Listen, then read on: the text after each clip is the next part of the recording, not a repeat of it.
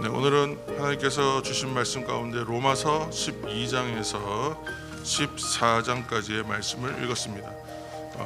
로마서 12장 1절에서 3절까지의 본문은 우리가 계속해서 신년을 이제 올해 시작할 때도 그렇게 했고 계속 이제 여러 번 다루었던 본문입니다만 이제 오늘도 또 이제 그 말씀이 좀 중심이 되겠습니다. 1장부터 이제 11장까지가 이신칭의 구원에 대한 이제 교리편이라고 이제 보시면 될 것 같아요. 크게 1장부터 11장까지가 구원에 대하여 이 교리를 설명하는 이제 그 종교와 신앙의 이치에 대해서, 믿음의 이치에 대해서 구원에 관하여 설명하는 거대한 이제 교리편이에요. 그러면 이제 오늘 읽은 12장부터가 그렇게 구원받아서 은혜를 입었잖아요. 구원받고 은혜 입은 성도들의 생활에 대한 내용들이 이제 본격적으로 시작되는, 서술되는 부분입니다. 한마디로 이제 앞부분은 교리, 뒷부분은 생활, 이렇게 되는 거예요. 그래서 이것은 이제 그리스도인의 생활이죠. 그냥 일반인이 아니라 그리스도인의 생활. 그래서 12장 1절에서 2절은 그리스도의 생활편에 있어서의 대원칙입니다. 그래서 12장 1절 말씀을 읽겠습니다. 12장 1절 말씀 읽겠습니다. 12장 1절. 그러므로 형제들아, 내가 하나님의 모든 자비하심으로 너희를 권하노니 너희 몸을 하나님이 기뻐하시는 거룩한 산 제물로 드리라. 이는 너희가 드릴 영적 예배니라. 아멘. 했어요. 어떻게 살아야 하는가, 어떻게 이렇게 살아야 한다, 이렇게 얘기하면 어떻게 살아야 합니까? 이렇게 살아야 한다, 그렇게 말하는 순간부터 그 일이 규칙되는 수가 있어요. 규칙이 되고 하나의 법칙이 되고 이제 좀 달리 말하면 이제 율법이 되는 거죠. 법이 돼 버리는 거예요. 근데 그것이 아니라 이제 이 일에 이제 이런 말이 나올 수 있는 것, 사도 바울이 이것을 이제 무엇에 근거하여 이야기하는지를 먼저 설명하는 걸 잘 봐야 됩니다. 그래서 잘 보시면 12장 1절에서 우리가 오늘 주목하는 단어는 자비하심이에요. 자비하심. 모든 자비하심으로 내가 권한다. 이렇게. 지금 이 말을 하는 건 이제 엄격함으로 규칙대로 지켜라, 그런 의미로서 이야기하는 것이 아니라 자비하심으로 권한다. 율법이 아니라 사랑이다, 이렇게 얘기하는 거잖아요. 그러니까 그리스도인의 생활, 그리스도인으로서의 생활 윤리는 이전의 율법처럼 성도들을 매우 이렇게 옥죄고 무겁게 하는 멍해지는 것 같은 일이 아니라 하나님의 사랑에 대해서 내가 감사하고 기뻐하면서 행하는 그러한 생활의 원칙을 말하는 것이다, 그렇게 얘기하는 거죠. 그러니까 이때 자비하심이란 말이 사실은 긍휼으로 이제 해석할 수 있거든요. 긍휼, 하나님이 주시는 긍휼의 마음. 이 긍휼이란 말을 풀어놓으면 그래요. 하나님이 누굴 보냐 하면 우리를 보실 때 드는 마음, 곧 하나님께서 상처투성이인 아이가 길가에 버려져 있어요. 그러면 그 아이를 보는 것과 같은 마음, 곧 죄에 빠진 인간을 바라보실 때 하나님의 마음이 긍휼이에요. 그러니까 이것은 정말 불쌍히 여기시는 마음과 사랑하는 마음이 함께 결합되어 있는 상태가 긍휼입니다. 그래서 바울의 진심이 뭐냐 하면 정말 이것으로 멍해되게 하려고, 이거를 하나의 무슨 규칙되게 하려고, 이걸 하나를 옥죄는 어떤 기준이 되게 하려고 줄을 걸어 놓으려고 하는 말이 아니라 정말 주님께서 우리를 사랑하신 그 마음으로 아무런 어떤 다른 생각 없이 그렇게 순수하게 그렇게 권하는 말입니다, 이렇게 얘기하면서 하는 얘기가 뭐냐 하면 너희 몸을 하나님이 기뻐하시는 거룩한 산 제물로 드릴 수 있어야 한다, 그렇게 얘기하는 거예요. 이것이 이제 율법이 아니라 규칙이 아니라 정말 자녀로서 은혜 받고 복 받았기 때문에 감사함으로 기쁨으로 정말 이렇게 살았으면 좋겠어요 라고 말하는 거예요. 그러니까 이때의 산 제물이란 말은, 이 말은 이제 그렇게 사랑으로 했는데 사실은 굉장히 무거운 말이죠. 말 자체는 중한 책임이 있는 말이에요. 왜냐하면 산 제물이 뭡니까? 여러분 생각해 보시면 구약 시대에는 뭘 드렸어요? 제물을 드렸잖아요.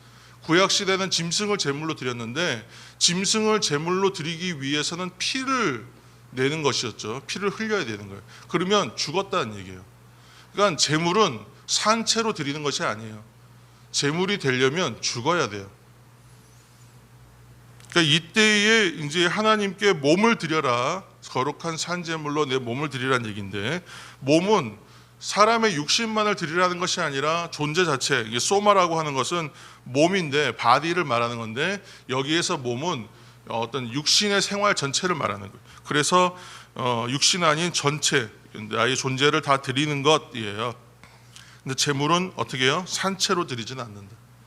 죽지 않고는 제물이 될 수 없다.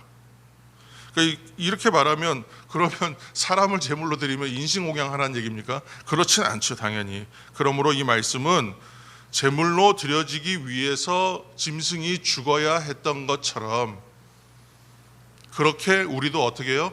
온전히 순종하라는 말씀이 됩니다. 그러니까 산 제물은 하나님의 뜻에 순종하는 온전한 하나님의 사람이 되시길 바랍니다. 그렇게 권면하는 것이죠. 그러므로 성도 여러분, 하나님의 뜻에 온전히 순종된 온전한 하나님의 사람이 되시기를 예수님의 이름으로 축복합니다. 또 둘째는 이제 그 거룩한 산제물, 거룩한 산제물. 살아있는 제물이요, 산 제물과 같이 드려야 되고, 또 거룩한 제물로 드려야 되죠. 거룩은 우리가 잘 아는 대로 구별되고 구분된 것이, 거룩은 또한 흠이 없고 깨끗한 것을 말하는 거예요. 그러니까 예전에도 제물 드릴 때도 뭐 어떻게 드리냐면 흠 없는 것으로 드렸잖아요. 그것처럼 정결하여야 한다. 하나님이 기뻐 받으시는, 곧 연락하신다. 하나님이 연락하시고 기쁘게 받으실 만한 것이 되기 위해서는 어떻게 해요? 이것은 하나님께 온전하게 기쁨으로 드려야 된다. 하나님이 기쁘시게 받으려면 우리도 기쁘게 드려야 되거든요. 내가 좋은 것으로 드리지 않았는데 받는 사람이 기쁠 수가 없어요.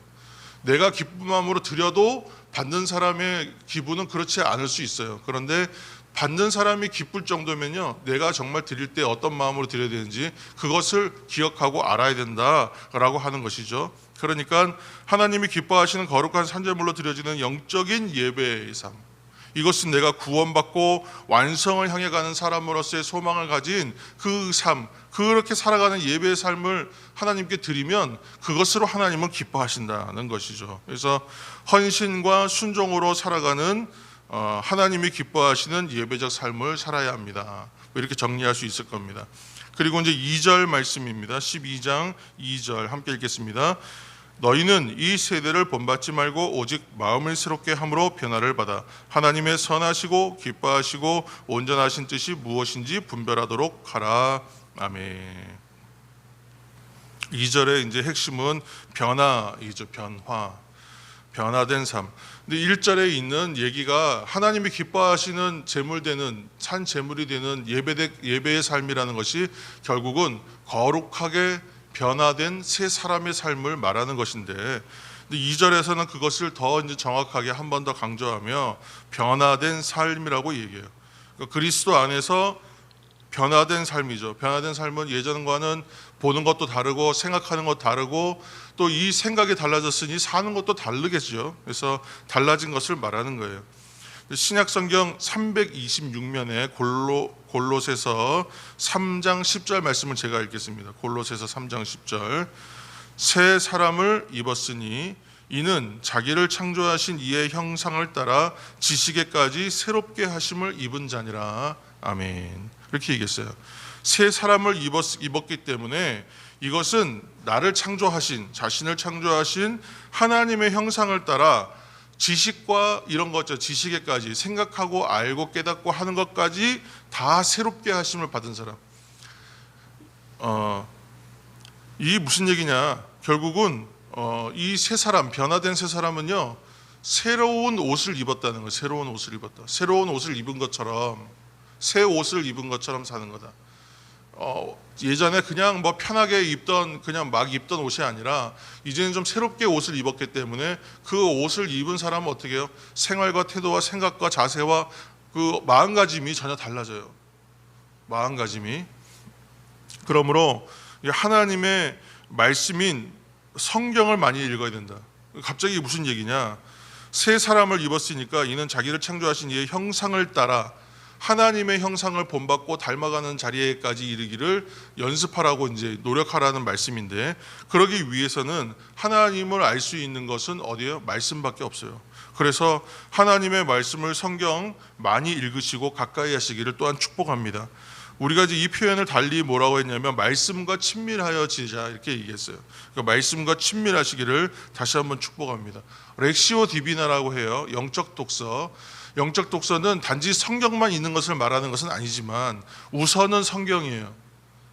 자꾸 우리 그 크리스찬들이, 기독교인들이 자꾸 착각하는 게 뭐냐면 신앙 도서를 많이 읽으면 믿음이 성장한다고 생각해요. 근데 그 말도 맞지만, 틀린 말은 아니지만, 영적 독서 렉시오 디비나를 하려면 가장 기본은 성경이에요. 성경을 기본적으로 읽지 않은 상태에서 영적 독서는 이루어지기가 힘들어요. 왜냐하면 그 신앙의 서적들이라고 말하는 수많은 책들이요, 성경을 기반으로 한 거예요. 그러니까 성경을 알지 못하면 그 원리나 내용들을 다 온전하게 습득해낼 수가 없어요. 아무리 좋은 음식도 기본적인 내가 먹고 있는 음식의 기본적인 것들이 잘 지켜졌을 때에, 섭생이 잘 되어 있을 때에 몸이 그 음식의 어떤 좋은 특징들을 받아들일 수 있는 것이지, 평소에 내가 식사하지 않으면서 저게 좋은 거다 그것만 먹으면 그 몸이 건강하기 어렵습니다. 그것처럼 그것과는 비교할 수 없을 만큼 성경은 무조건 기본입니다. 그래서 하나님의 말씀을 읽고 나서의 영적 독서예요. 그리고 나면 달라져요. 많은 신학자들이나 많은 신앙의 저술가들이 쓴 책들을 읽을 때에 성경적 기반이 없이 그 내용이 읽어지지 않습니다. 그들이 체험하고 경험했던 내용들을 온전히 받아들이기 힘들어요. 그걸 이성으로 받아들이려고 하면 다 반감돼요. 그래서 내 머리에 지식을 채우는 내용밖에 되지 않는 경우가 많습니다. 그래서 성경과 영적 독서라고 저는 이제 얘기했지만 우선은 성경이, 그리고 나서 영적 독서입니다. 근데 책을 많이 읽으시는 거 참 좋은 겁니다. 그렇게 할수록 어떤 일이 생기겠어요? 하나님의 생각을 닮아가기까지. 여기에서 하나님의 형상을 본받는다는 것은 하나님의 뜻을 내가 닮아간다는 거예요. 하나님이 생각하시고 하나님이 품으시고 하나님께서 행하시고자 하는 일들을 우리가 닮아간다고 생각하는 거예요. 그러면 내가 생각하는 것과 내가 일하는 방식과 내가 결정하는 방식이 하나님의 뜻의 방식에 닮아간다는 거죠. 그래서 어떤 일이 생기냐면 이 일 저 일 그 일을 할 때마다 하나님의 뜻을 묻지만 점점점 쉬워져요. 판단하기가 쉬워집니다. 그래서 하나님이 보시는 관점으로 세상을 볼 수 있도록 노력하는 것이 그리스도인의 삶이어야 합니다. 그런 얘기가 되겠죠. 마지막 이제 3절 말씀, 오늘 말씀 가운데 3절입니다. 12장 3절 말씀 읽겠습니다. 내게 주신 은혜로 말미암아 너희 각 사람에게 말하노니 마땅히 생각할 그 이상의 생각을 품지 말고 오직 하나님께서 각 사람에게 나누어 주신 믿음의 분량대로 지혜롭게 생각하라. 아멘. 이건 이제 교회 공동체에 대한 말씀인데, 한마디로 얘기하면 교만한 마음 품지 말고 겸손한 마음을 품으십시오. 이제 그런 이야기가 되죠. 이건 이제 우리가 계속 달란트 얘기를 제가 여러 번 했습니다. 함께 나눴습니다. 그런데 다른 사람의 달란트가 몇 개인가를 볼 필요가 없다 그랬어요. 다른 사람의 달란트가 몇 개인가, 저 사람 몇 개 받았는가, 그리고 저 사람 몇 개 받아서 일을 해서 몇 개 남겼는가, 그거 중요하지 않아요. 왜냐하면 내가 받은 게 중요하거든요. 내게 맡기신 것이 무엇인지가 중요해요. 그리고 그 일을 내가 어떤 마음으로 행하여 어떠한 결과를 남겼는지가 저는 더 중요하다고 생각해요. 다른 사람이 하는 것을 보면서 저 사람은 몇 개 받았네, 저 사람은 덜 받았네, 쟤는 많이 받았네 이렇게 생각하고, 저 사람은 몇 개를 받아서 일을 하지 않고 묻어놨네, 저 사람은 또 저거 해서 일을 해서 남겼네, 저 사람은 못 남겼네, 이렇게 평가하는 것 자체가 우리가 할 일이 전혀 아니라는 거예요. 그건 주인이 하시는 거예요. 맡기신 분이 하는 거예요. 그래서 그거는 우리가 알 필요 없는 부분이기도 합니다. 좀 제가 그거 너무 야박하게 말씀드리는지 모르겠지만 필요 없는 부분이에요. 많이도 적게도 비교할 것이 없어요. 그러니까 비교도 평가도 볼 것도 없습니다.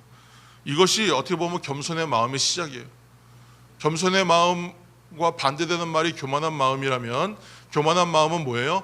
나를 상대적으로 상대편보다 위에 두는 마음, 달리 말하면 상대를 나보다 낮게 보는 마음이죠. 근데 여기서 말하는 아래로 보는, 낮게 보는 마음이 아니라 더 좋은 것으로 더 낮게 보는 마음이 중요한 거예요.